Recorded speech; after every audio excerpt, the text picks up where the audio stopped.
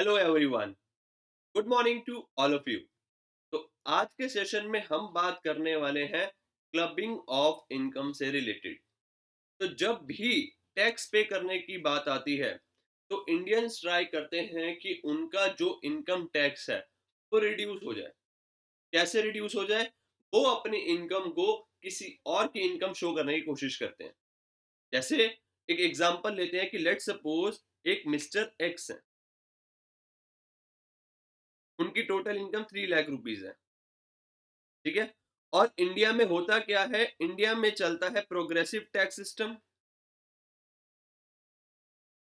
Progressive tax system का मतलब sir कि जितना ज्यादा इनकम हम अर्न करेंगे उतना ज्यादा ही हमें टैक्स पे करना पड़ेगा।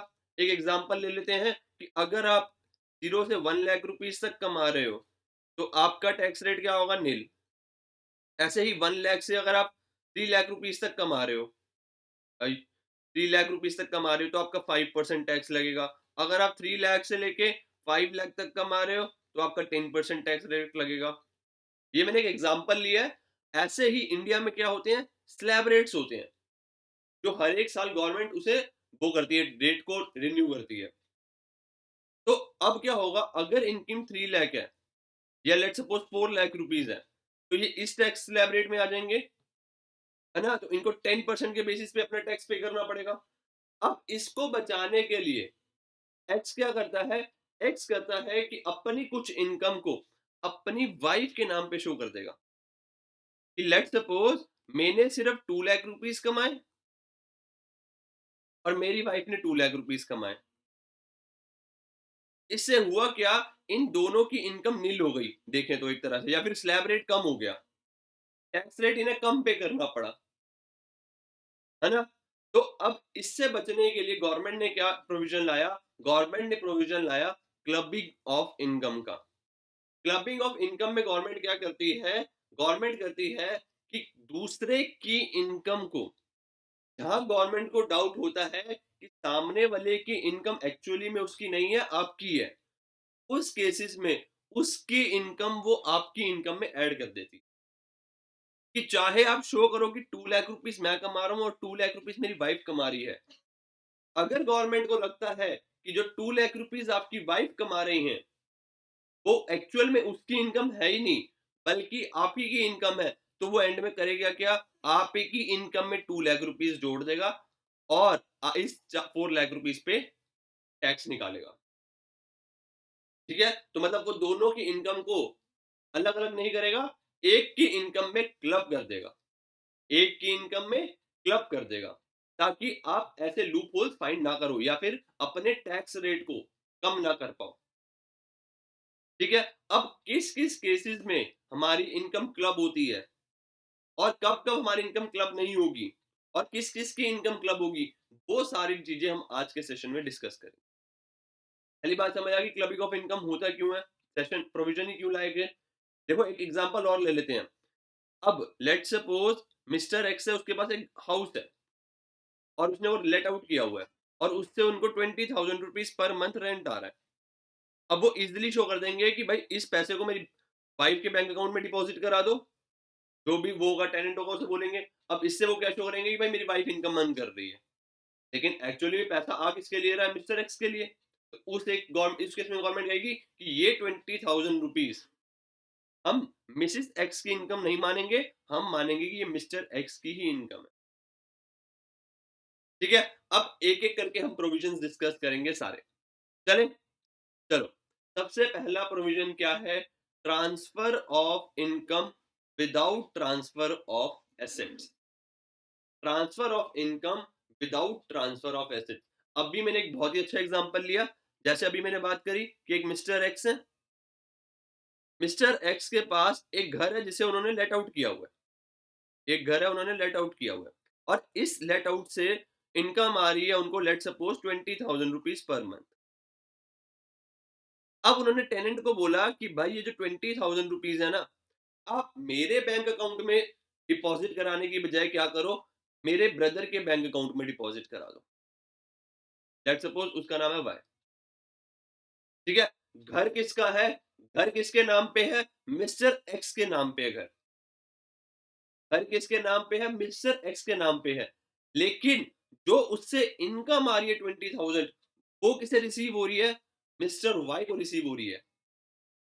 अब एंड में क्या पता एक्स करते क्या हो, वाई से कैश में ले लेते हो। अब हो क्या रहा है? मिस्टर एक्स की इनकम रिड्यूस हो रही है और जो ये इनकम ट्रांसफर हो रही है वाई में, है ना? इस केस में गवर्नमेंट क्या कहती है? अगर सिर्फ ट्रांसफर ऑफ इनकम है without transfer of asset, without transfer of asset कैसे? कि भाई जो घर है, जो ये घर है वो किसका है? अभी भी मिस्टर एक्स का है। लेकिन जो इससे इनकम आ रही है, इनकम आ रही है, जो रेंट आ रहा है इससे, वो किसका है? मिस्टर वाई का है। इधर इस केस में किया क्या है? एक्स ने सिर्फ अपनी या मतलब हाउस की इनकम ट्रांसफर करी है, पूरा हाउस ट्रांसफर नहीं किया, ट्रांसफर किया।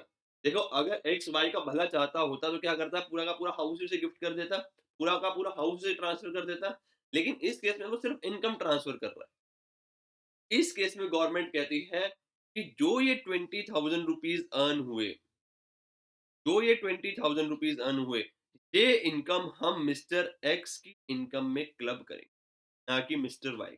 हम ये कंसिडर्ड करेंगे कि ये 20,000 रुपीज जो इनकम है मिस्टर एक्स की, ठीक है? तो जब हमारी इनकम ट्रांसफर होती है विदाउट ट्रांसफर ऑफ एसेट, तब हमारी जिसने भी ट्रांसफर किया होता है उसकी इनकम में वो इनकम क्लब हो जाती है। अब चाहे हमारा ट्रांसफर रिवोकेबल है या इररिवोकेबल है, इट डजंट मैटर। रिवोकेबल और इररिवोकेबल का मतलब क्या हो गया सर? ध्यान से सुनना कि मैंने क्या किया। रिवोकेबल का मतलब क्या हो गया? कि मैंने बोला मिस्टर एक्स को, ये लो, ये आप मेरा घर रख लो। देखो एक्स मैं था और मतलब वो इंडिविजुअल था और उसके भाई का नाम क्या था? वाई।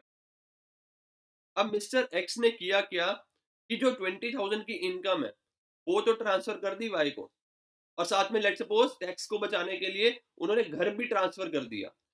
लेकिन एग्रीमेंट में एक चीज लिखवा दी कि मैं ये घर मिस्टर वाई से कभी भी ले सकता हूं, ये मैं घर मिस्टर वाई से कभी भी ले सकता हूं। तो ये क्या हो गया? Revocable transfer. रिवोकेबल ट्रांसफर मतलब जो एग्रीमेंट है वो कभी भी कैंसिल हो सकता है। जो हाउस प्रॉपर्टी है, जो एसेट है, वो कभी भी एक्स के पास किसी भी कंडीशन में एक्स के पास वापसी आ सकती है। ठीक है? रिवोकेबल ट्रांसफर मतलब कोई ऐसा प्रोविजन डाल देना एग्रीमेंट में जिससे किसी भी इनकम का, उस एसेट से रिलेटेड इनकम का या फिर उस एसेट पे राइट हमारे पास वापसी आ जाए, वो होता है रिवोकेबल ट्रांसफर। इररिवोकेबल का मतलब कि मैंने वाई को दिया, अब मेरे पास 1% भी राइट नहीं है लीगली कि मैं वाई से वापसी मांग सकूं, जब तक वाई अपनी मर्जी से वापसी नहीं कर। वही मैंने एग्रीमेंट में कोई प्रोविजन डाल दिया जिसमें चाहे मैं इनकम ट्रांसफर कर रहा हूँ चाहे एसेट ट्रांसफर कर रहा हूँ, तो वो क्या कहलाता है? इररिवोकेबल। ठीक है? तो हमें फर्क नहीं पड़ता अगर सिर्फ एसेट ट्रांसफर हो रहा है, अगर सॉरी इनकम ट्रांसफर हो रही है और एसेट ट्रांसफर नहीं हो रहा, चाहे रिवोकेबल ट्रांसफर है चाहे इररिवोकेबल ट्रांसफर है, मतलब इनकम चाहे हमारे पास वापसी आ रही हो चाहे ना आ रही हो, हमें फर्क नहीं पड़ता, एसेट ट्रांसफर नहीं हुआ ना, तो इनकम क्लब होगी। समझ आ गया पहला प्रोविजन? नेक्स्ट क्लबिंग में चले। नेक्स्ट आता है income arising from a revocable transfer of asset. पीछे कौन सा था? ध्यान से सुन। पिछले केस में हमने सिर्फ क्या किया था? इनकम ट्रांसफर करी थी। हमने सिर्फ इनकम ट्रांसफर करी थी कि भाई जो हमारा एसेट था, उस एसेट की जो इनकम है वो सिर्फ मिस्टर वाई के पास जा रही है ना। अब यहाँ पे लिखा है रिवोकेबल ट्रांसफर ऑफ एसेट, मतलब इस केस में मिस्टर एक्स ने पूरा का पूरा एसेट ही वाई के नाम पे कर दिया, लेकिन जब उसके नाम पे किया तो वो रिवोकेबल ट्रांसफर किया। रिवोकेबल ट्रांसफर मतलब कि भाई एक एग्रीमेंट में प्रोविजन डाल दिया या कंडीशन डाल दी जिससे फ्यूचर में कभी भी ये एसेट मिस्टर एक्स के पास वापसी आ सके, चाहे ये एसेट हो या चाहे इससे रिलेटेड इनकम हो। एग्जांपल मैंने अभी आपको दिया कि मैंने एक एग्रीमेंट में लिखवा दिया कि ये एसेट मैं अभी मिस्टर वाई को दे रहा हूँ, लेकिन इन फ्यूचर अगर मिस्टर वाई लेट सपोज ये कंडीशन फुलफिल नहीं करेंगे तो ये एसेट मेरे पास वापसी आ जाएगा। या मैं फ्यूचर में कभी भी मिस्टर वाई से ये एसेट वापसी ले सकता हूँ। तो ये क्या हो गया? Revocable transfer. तो रिवोकेबल अगर ट्रांसफर हो रहा है और उससे भी जो इनकम आ रही है, वो भी किस में क्लब हो जाएगी? जो ट्रांसफरर है उसकी इनकम में। ठीक है? ध्यान से सुनना। पहला पॉइंट, जो इनकम आई है, अगर हमने एसेट ट्रांसफर नहीं किया, तो इनकम जो भी आई है, चाहे रिवोकेबल हो, इर्रिवोकेबल हो, डज़न्ट मैटर, जो इनकम आई है, अगर एसेट ट्रांसफर नहीं किया, तो वो क्लब होगी ही होगी। अगर एसेट ट्रांसफर कर दिया है, एसेट भी ट्रांसफर कर दिया है, लेकिन रिवोकेबल ट्रांसफर किया है, रिवोकेबल ट्रांसफर मतलब जो कंडीशंस लगा के कि कभी भी हमारे पास वापसी आ सके, तब भी इनकम क्लब हो। चाहे वाई के पास एसेट हो, तब भी इनकम क्लब होगी। हाँ, अलग बात है कि इर्रिवोकेबल ट्रांसफर की है जिसमें हम कभी वापसी नहीं ले सकते, तो इनकम क्लब नहीं होगी। ठीक है? समझ आ गया? मतलब अब भी जो 20,000 कमाए होंगे, चाहे एसेट मिस्टर वाई के पास है, वो भी एक्स में क्लब होंगे ही होंगे। अब इनकी कुछ एक्सेप्शंस हैं।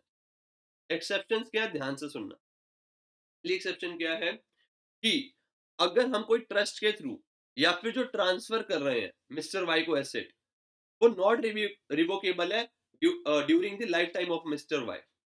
मतलब मैंने जब ये एसेट मिस्टर वाई को दिया, उसमें ये कंडीशन डाल दी कि ये एसेट आपकी डेथ के बाद ही मेरे पास वापसी आ सकती है। मतलब जब तक वाई जी रहा है, लिविंग है, तब तक ये जो एग्रीमेंट है, वो इर्रिवोकेबल है। मतलब तब तक इस पे राज वाई का है। लेकिन वाई की डेथ के बाद, वाई की डेथ के बाद ये एसेट एक्स के पास आ सकता है। तो मतलब during the life of mister y, ये एसेट एक्स के पास नहीं आ सकता। लेकिन वाई की डेथ के बाद ये एसेट वापसी आ सकता है। अगर ये कोई कंडीशन है, तो भी हमारी इनकम क्लब नहीं होगी। ठीक है? बट अगर कोई कंडीशन है during the life time of beneficiary मतलब मिस्टर वाई, तो वो ट्रांस इनकम क्लब होगी। समझ आ गया? चले आगे। अब बात कर लेते हैं। नेक्स्ट आता है clubbing of income arising to spouse. Spouse का मतलब क्या हो गया? अगर कोई मेल है तो उसकी वाइफ, अगर कोई फीमेल है तो उसका हस्बैंड। देखना, अभी एक चीज और ध्यान से सुनना। जो अभी हमने दो बातें करी, वो हर एक इंडिविजुअल पे, हर एक एसएससी पे एप्लीकेबल होती है। ठीक है? और जो अब से बातें होंगी वो सिर्फ इंडिविजुअल पे एप्लीकेबल होंगी। अच्छा, दो कौन सी दो बातें करी? अगर कोई एसेट ट्रांसफर नहीं हो रहा, एसेट ट्रांसफर नहीं हो रहा, तो जो भी इनकम होगी, जो भी इनकम होगी, वो क्लब होगी। अगर एसेट ट्रांसफर हो रहा है और रिवोकेबल है, तब भी इनकम क्लब होगी। मतलब क्या बच गया? इर्रिवोकेबल ट्रांसफर में इनकम क्लब नहीं होगी, बाकी सब कंडीशंस में होगी। चले आगे। नेक्स्ट है इनकम अराइजिंग टू स्पाउस। ये इंडिविजुअल के केस में कि कौन-कौन सी कंडीशंस होंगी जब स्पाउस की इनकम क्लब कर दी जाएगी इंडिविजुअल के हाथ में। मतलब लेट्स सपोज अगर कोई मिस्टर एक्स है, तो उसकी वाइफ की इनकम मिसेस एक्स की इनकम कब-कब मिस्टर एक्स में जोड़ी जाएगी। ठीक है? पहला क्या है? Income by the way of remuneration from the concern in which the individual has substantial interest. ध्यान से सुनना point. Let's suppose mister x का किसी एक फर्म में, कंपनी में, या कोई भी बिजनेस है, उसमें उनका सब्सटेंशियल इंटरेस्ट है, उसमें उनका सब्सटेंशियल इंटरेस्ट है, और उधर से, उस कंपनी से, उस फर्म से मिस्टर मिसिस एक्स को कोई इनकम आ रही है। लेट्स सपोज उस फर्म से मिसिस एक्स कोई सैलरी अर्न कर रही है, कोई रेम्युनरेशन अर्न कर रही है, या कुछ भी काइंड में अर्न कर रही है। तो जो मिसिस एक्स अर्न कर रही होंगी फर्म से, लेट्स सपोज उन्हें 5,000 रुपीज की सैलरी मिल रही है, या 50,000 रुपीज की सैलरी मिल रही है पर मंथ, और मिस्टर एक्स का इस फर्म में सब्सटेंशियल इंटरेस्ट है। तो जो 50,000 रुपीज अर्न करी है मिसिस एक्स ने, वो क्लब हो जाएगी मिस्टर एक्स। और सर पहला एक पॉइंट क्लियर कर लेते हैं कि सब्सटेंशियल इंटरेस्ट का मतलब क्या हो गया। कि मतलब अगर लेट्स सपोज मैंने एक रिलायंस का शेयर खरीदा हुआ है, तो क्या मेरा रिलायंस का सब्सटेंशियल इंटरेस्ट है? इंटरेस्ट है? बिल्कुल नहीं। सब्सटेंशियल इंटरेस्ट कब होगा? अगर हम कंपनी की बात कर रहे हैं, तो लेट्स सपोज जो इंडिविजुअल है, हमारे केस में एक्स हो गया और रिलेटिव हो गया, अगर उनके पास 20 या उससे ज्यादा की वोटिंग पावर है, तो सब्सटेंशियल इंटरेस्ट माना जाएगा। और अगर अदर फर्म्स की बात कर रहे हैं जैसे पार्टनरशिप या यूआईआई एओपी, तो इंडिविजुअल या फिर रिलेटिव के पास 20 और उससे ज्यादा का प्रॉफिट शेयर है रेवेन्यू में, तो सब्सटेंशियल इंटरेस्ट माना जाएगा। बेसिकली 20% से ज्यादा आपके पास कंट्रोल है या फिर प्रॉफिट है, तो इस पर्सन का, इंडिविजुअल का, एसएससी का सब्सटेंशियल इंटरेस्ट माना जाएगा। ये नहीं कि भाई अगर मेरे पास एक एक एक शेयर है या फिर 1% मैं उसमें पार्टनर हूँ, चाहे मेरे को उतना प्रॉफिट नहीं मिल रहा, तो वो मेरा सब्सटेंशियल इंटरेस्ट की क्या डेफिनेशन है कि भाई 20% ज्यादा कंट्रोल होना। और इधर जो मैंने रिलेटिव वर्ड लिखा है, इधर रिलेटिव में किस चीज को रिलेटिव कंसिडर करा जाएगा? हस्बैंड हो गया, वाइफ हो गया, ब्रदर सिस्टर, या फिर कोई भी लीनियल असेंडेंट और डिसेंडेंट। डिसेंडेंट मतलब जैसे अगर मिस्टर एक्स, तो मिस्टर एक्स के फादर मदर, या फिर ग्रैंडफादर ग्रैंड मदर। और डिसेंडेंट का मतलब क्या हो गया? मिस्टर एक्स के सन या ग्रैंड सन। ठीक है, तो ये सब्सटेंशियल, अगर कोई भी सब्सटेंशियल इंटरेस्ट है फर्म का, तो और उससे कोई मिसेस या मतलब स्पाउस को कोई इनकम अर्न हो रही है, तो वो क्लब हो जाएगी सेकंड वाले के इंडिविजुअल। अब क्वेश्चन अराइज होता है सर कि लेट सपोज अगर दोनों का ही सब्सटेंशियल इंटरेस्ट है कि मिस्टर एक्स है और मिसिस एक्स है, ठीक है, दोनों का ही सब्सटेंशियल इंटरेस्ट है इस फर्म में, और लेट सपोज दोनों ही इनकम अर्न कर रहे हैं इस फर्म से, दोनों ही सैलरी ले रहे हैं, ये 70,000 ले रहे हैं, लेट सपोज ये 50,000। अब क्या होगा अगर दोनों का ही, बोथ हस्बैंड एंड वाइफ का सब्सटेंशियल इंटरेस्ट है, तो क्या होगा? तो क्लबिंग प्रोविजंस एप्लीकेबल होंगे या नहीं होंगे? देखो पिछले केस में एक्स काम नहीं कर रहा था, एक्स का सिर्फ सब्सटेंशियल इंटरेस्ट था। मैं कह रहा हूँ अगर दोनों ही सैलरी या फिर कुछ भी अर्न कर रहे हैं उस फर्म से, तब क्लबिंग किस में होगी? क्या हम एक्स की इनकम को, मतलब मिस्टर एक्स की इनकम को इसमें क्लब करेंगे मिसिस एक्स में, या मिसिस एक्स की इनकम को क्लब करेंगे मिस्टर एक्स में?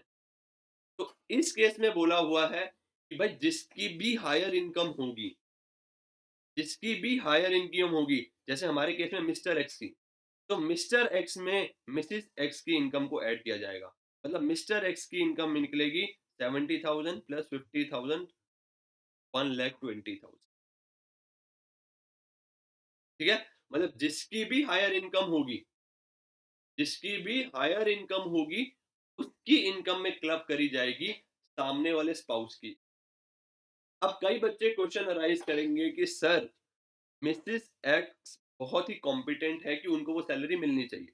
देखो जो अभी हम बात कर रहे हैं, लेट सपोज ये फर्म है और उसमें मिस्टर एक्स ने किया क्या, मिसिस एक्स को लेट सपोज सीएफओ बना दिया, चीफ फाइनेंशियल ऑफिसर। ठीक है, लेकिन हमें देख रहे हैं कि मिसिस एक्स ने लेट सपोज हिंदी ऑनर्स करी हुई है, मतलब उनके पास फाइनेंशियल ऑफिसर बनने के लिए स्किल्स और नॉलेज ही नहीं है, लेकिन तब भी बनी हुई है। माइट भी ऐसा हो सकता है ना कि मिसिस मिस्टर एक्स ने अपने वो सिफारिश लगा के बना दिया हो।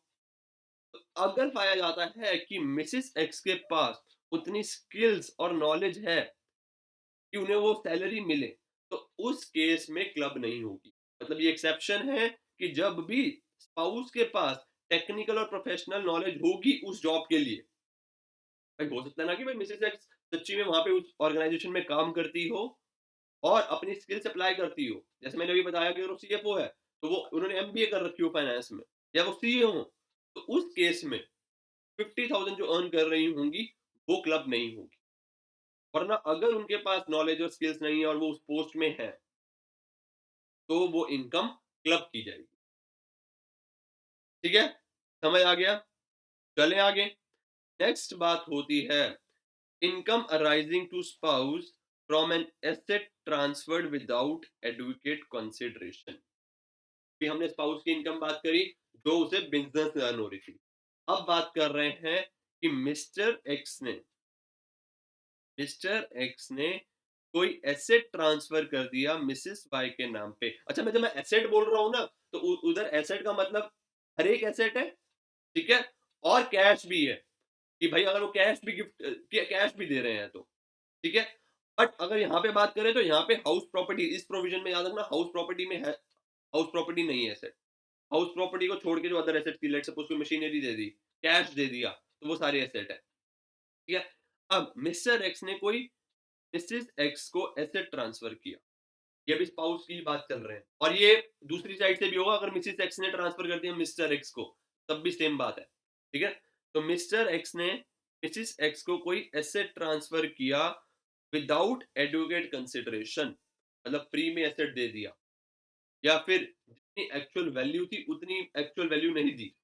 लेट्स सपोज 50 लाख का एसेट था और 5 लाख में शो कर दिया कि 5 लाख का बेचा है एक्स को, तो उस केस में भी क्या होगा, जो भी एसेट ट्रांसफर हुआ है उस एसेट से जो भी इनकम होगी वो क्लब कर दी जाएगी मिस्टर एक्स की इनकम। या लेट सपोज कोई मशीनरी दी मिसिस एक्स को उन्होंने, तो और लेट सपोज वो मशीनरी से इनकम वो 10,000 मिसिस अर्न कर रही है मिसिस एक्स, तो वो 10,000 रुपीज क्लब कर दिए जाएंगे मिस्टर एक्स के नाम पे।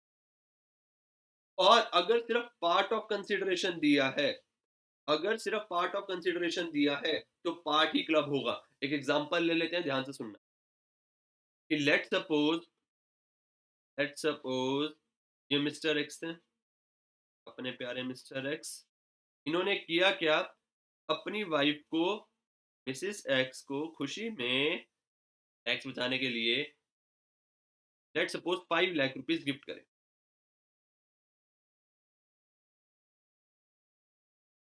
ठीक है, अब ध्यान से सुनना, मिसिस एक्स ने किया क्या, 5 लाख रुपीज उनके हस्बैंड ने गिफ्ट करे, 5 के साथ साथ 15 लाख रुपीज अपने लगाए, और 20 लाख का कोई एसेट खरीद लिया। 20 लाख का कोई एसेट खरीद लिया, और उस एसेट से लेट सपोज उन्हें साल में 1 लाख रुपीज की इनकम अर्न हो रही है। देखो, अगर 20 लाख पूरे के पूरे मिस्टर एक्स ने दिए होते, अगर 20 लाख पूरे के पूरे मिस्टर एक्स ने दिए होते, तो जो 1 लाख की इनकम है ये मिस्टर एक्स में डायरेक्टली क्लब हो जाती पूरी की पूरी।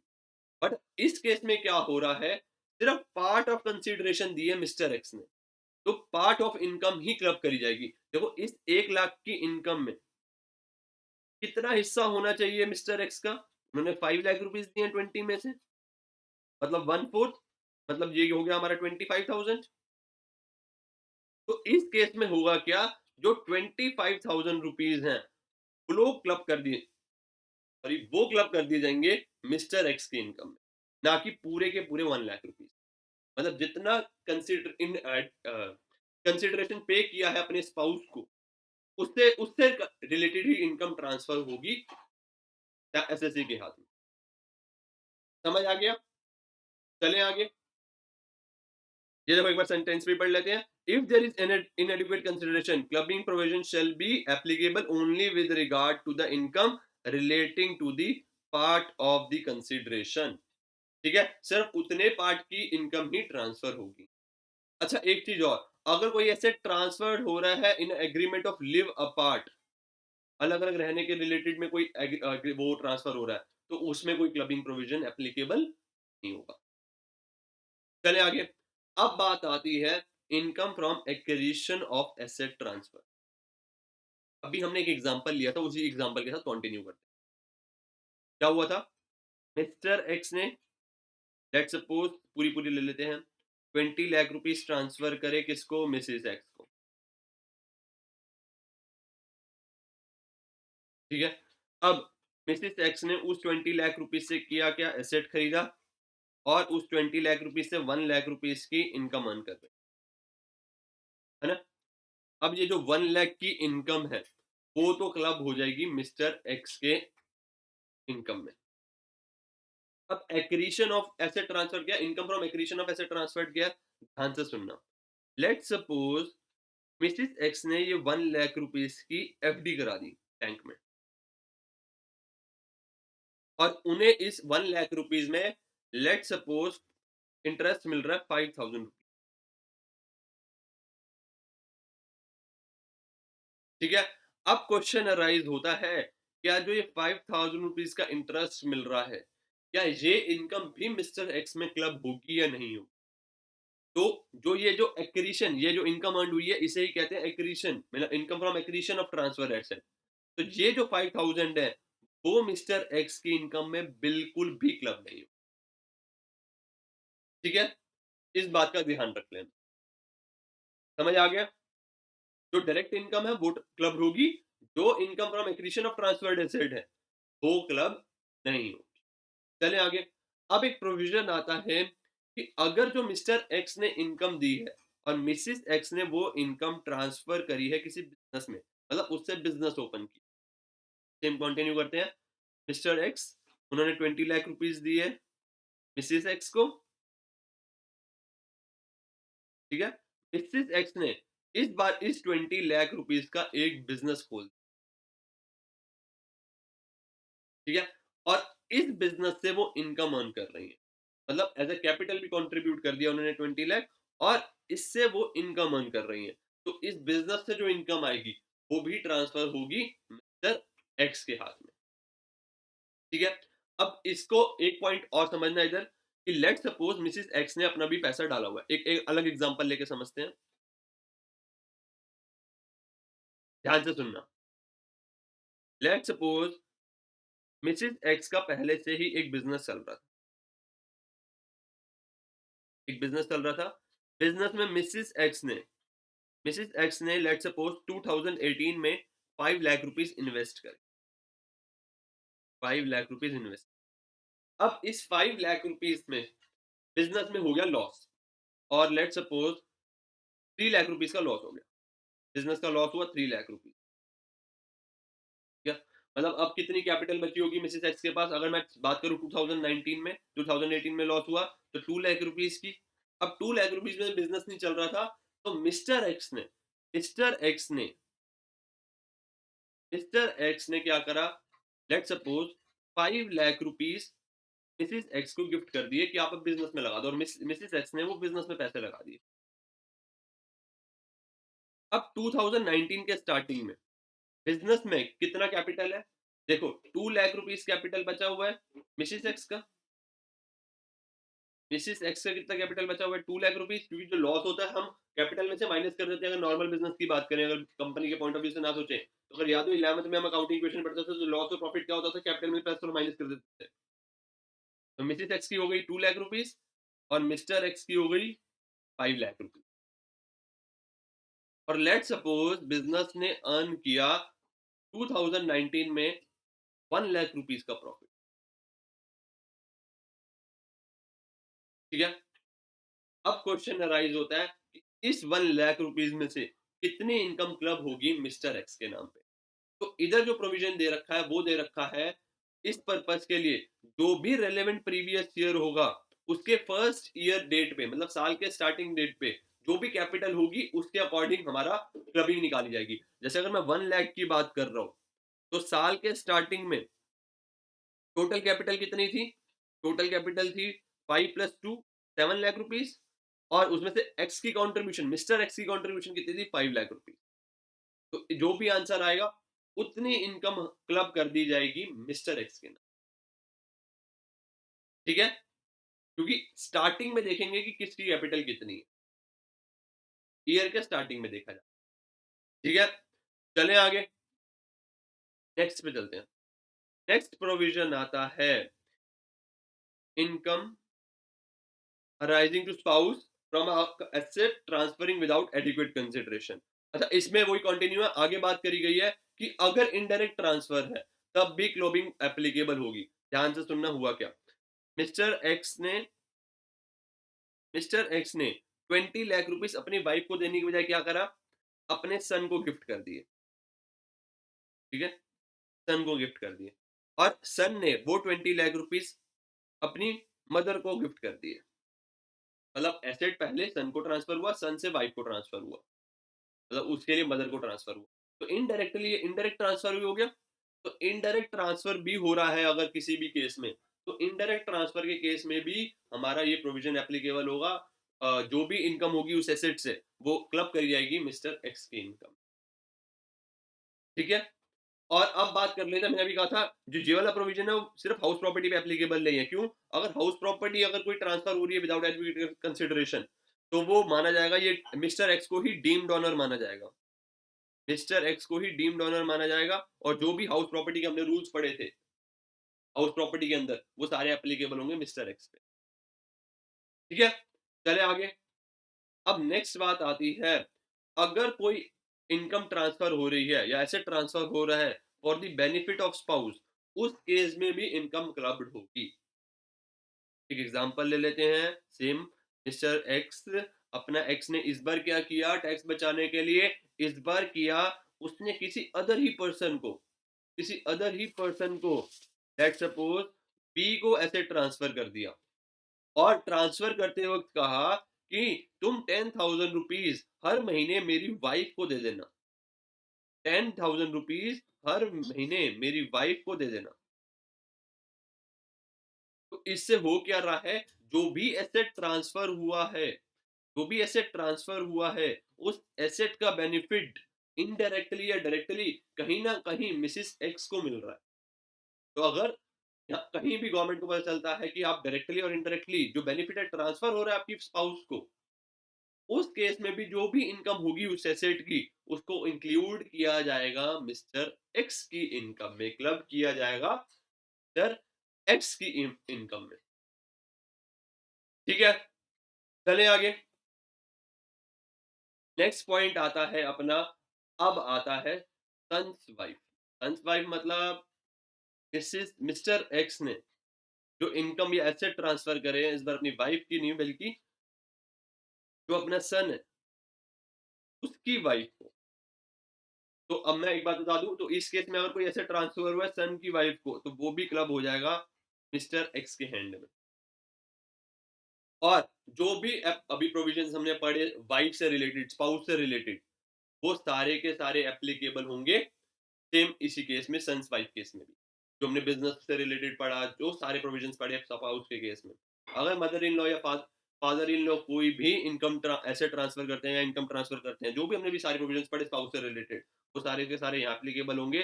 अगर कोई ऐसे ट्रांसफर होता है तो वो मिस्टर एक्स के नाम पे क्लब हो जाएगा। ठीक है, चले आगे। नेक्स्ट आता है income from a minor child या क्लबिंग ऑफ माइनर्स इनकम, कि अगर कोई माइनर की इनकम है तो उसे भी क्लब किया जाएगा।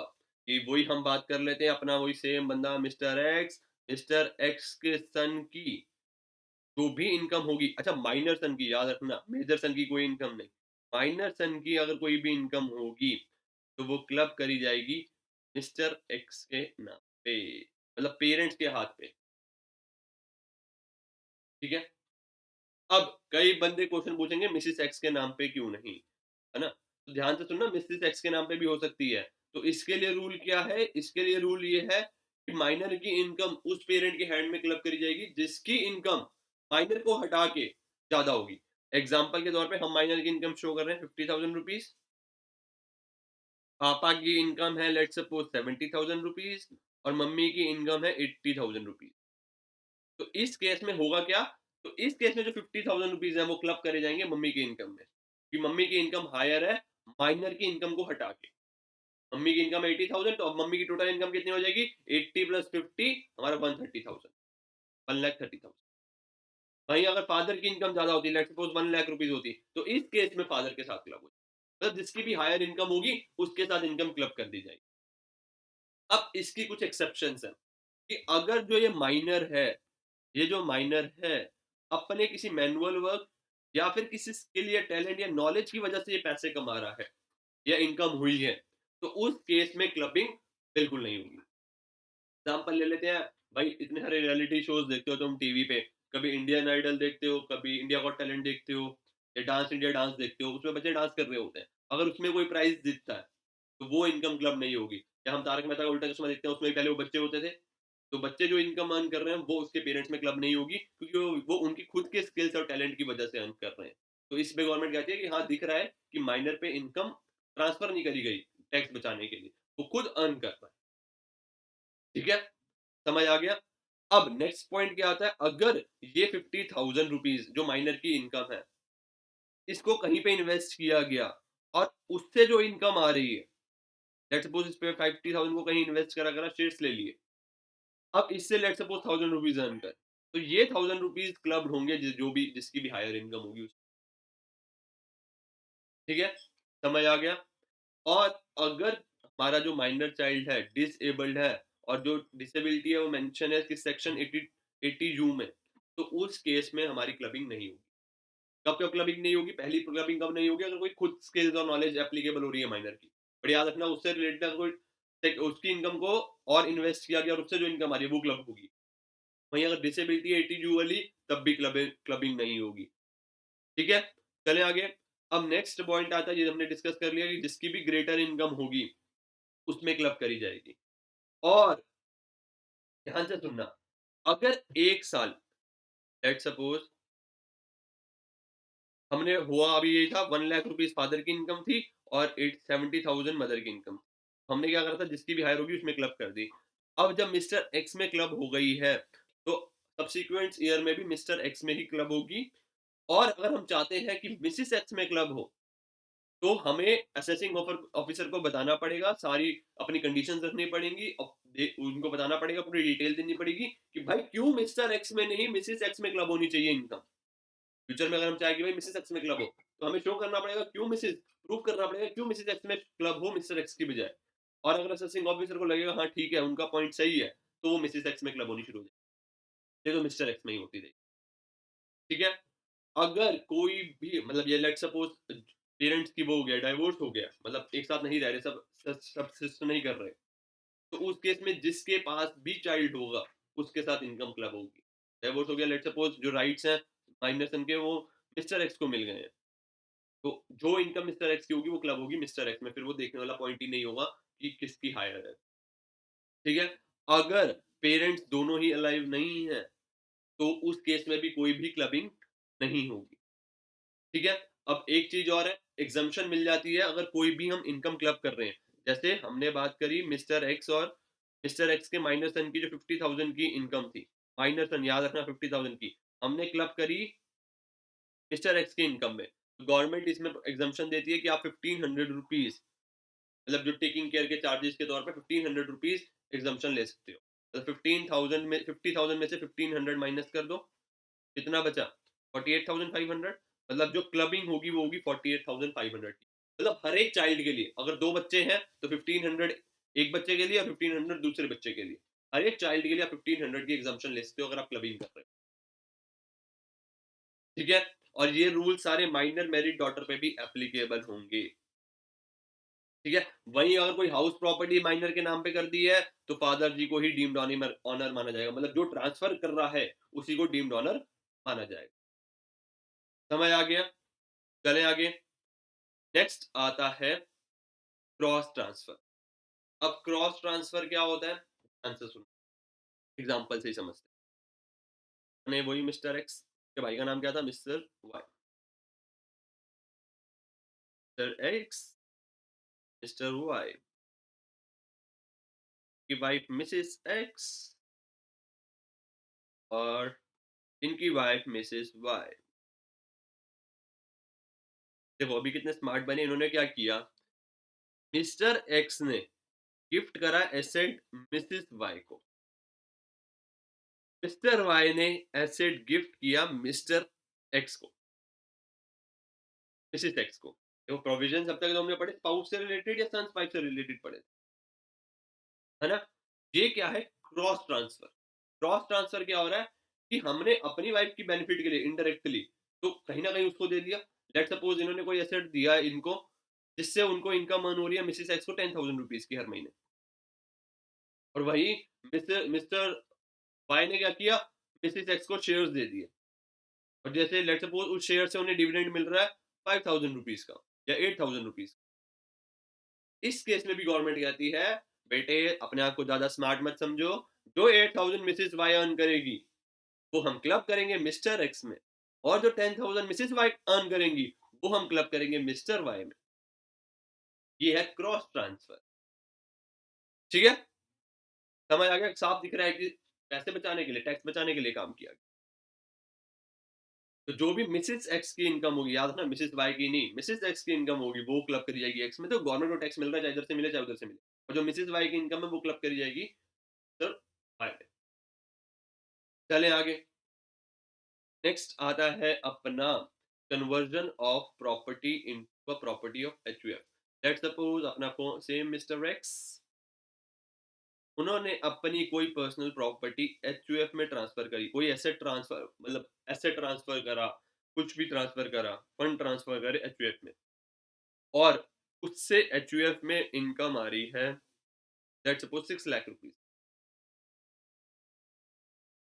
तो ये प्रोविजन कहता है आपने एसेट ट्रांसफर किया, इस एसेट से जो भी इनकम आई, चाहे हमारे केस में 6 लाख रुपीज है, इस एसेट की सिर्फ इनकम की बात कर रहा हूँ, ये 6 लाख रुपीज मिस्टर एक्स की इनकम में क्लब कर दिए जाएंगे। ठीक है। और लेट सपोज अगर एचयूएफ के जो हम मैं बात करूँ को पार्टनर्स कौन कौन है, अगर मिस्टर एक्स है, मिसिस एक्स है,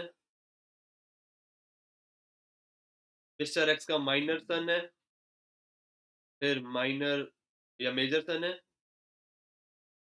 फिर उसके बाद अपना लेट सपोज बी है, और बीज वाइफ है मिसेस। सारी इतनी सारी लिस्ट देने की क्या जरूरत है। लेट सपोज अब पार्टीशन हो गया एचयूएफ, अब पार्टीशन हो गया एचयूएफ का। अब जो एसेट की इनकम है, तो वो सबको 1-1 लाख रुपए, लेट सपोज एक बिल्डिंग थी, मैं एक एग्जांपल ले लेता हूँ, बिल्डिंग थी जो पूरी हर एक फ्लोर का, उसमें 6 फ्लोर थे, 6 में से 6 लाख रुपए टोटल आ रहा था। तो लेट सपोज जो पार्टीशन हुआ, एक एक फ्लोर सबके नाम पे आ गया। एक एग्जांपल ले रहा हूँ, एक एक फ्लोर सबके नाम पे आ गया, मतलब अब हर एक बंदा कितनी कितनी इनकम अर्न कर रहा है। अब हर एक बंदा बंदा 1 लाख रुपए इनकम अर्न कर रहा है, 1 लाख रुपीज इनकम अर्न कर रहा है, 1% पार्टीशन के बाद की बात कर रहा हूँ। अगर पार्टीशन नहीं होगा तो सारी की सारी 6 लाख की 6 लाख मिस्टर एक्स में चली जाएगी। पार्टीशन से पहले पूरी की पूरी इनकम क्लब्ड होगी मिस्टर एक्स में। बट अगर कहीं पार्टीशन हो जाता है, तो अब ऑब्वियस एसेट्स बटे होंगे, इक्वल इक्वल बटे, हमने एज्यूम करा है, वरना अगर जिस रेशियो में बटे होंगे उसके अकॉर्डिंग बांटे जाएंगे। और अब मैंने एज्यूम करा कि इक्वल इक्वल में बटे, अब जो इनकम है वो भी इक्वल बट रही होगी, जो जो एसेट्स आई होगी, तो 1-1 लाख रुपए सबके हाथ में आ रहे हैं। तो इस केस में क्या होगा, जो मिस्टर एक्स की इनकम है, उसमें हम क्लब करेंगे, उसमें हम क्लब करेंगे कि वाइफ की इनकम, कि वाइफ की इनकम और इनके माइनर सन की इनकम या डॉटर की इनकम, टोटल 2 लाख रुपीज की इनकम क्लब होगी, मतलब टोटल 3 लाख रुपीज हमारी मिस्टर एक्स की इनकम मानी जाएगी। समझ आ गया। पार्टीशन से पहले पूरे 6 लाख, पार्टीशन के बाद उनके स्पाउस की और माइनर चाइल्ड की इनकम क्लब कर दी जाएगी। मेजर चाइल्ड की क्लब नहीं होगी, ध्यान रखना, मेजर चाइल्ड की क्लब नहीं होगी। और बाकी वो तो सॉरी, मेजर चाइल्ड की क्लब नहीं होगी, की क्लब नहीं होगी, और इनका तो मतलब ही नहीं बनता। ठीक है, समझ आ गया। चले आगे। नेक्स्ट आता है last point, income include losses also. वहीं अगर हमने बात करी अभी कि उस एसेट को ट्रांसफर होने से इनकम अर्न हो रही, प्रॉफिट हो रहा है, तो वो इनकम क्लब करी जाएगी। अब मिस्टर एक्स जी पूछते इनकम टैक्स ऑफिसर जी, इतना आपने बोला, मेरा भी एक पॉइंट क्लियर कर दो, अगर मिसेस एक्स को या किसी भी बंदे को लॉस हो जाता है, तो हम ऑफिसर कहते हैं ठीक है, लॉस को भी क्लब करा जाएगा। अगर 5,000 का लॉस हो रहा है, 5,000 के लॉस को भी क्लब कर दिया जाएगा। ये नहीं है कि सिर्फ इनकम इनकम, जैसे हमने कैपिटल गेन में कभी कभार देख लेते हैं कि लॉसेस को भी क्लब क्लब करा जाएगा। ठीक है, तो that's all about clubbing of income. That's all for today, bye bye, take care, see you soon.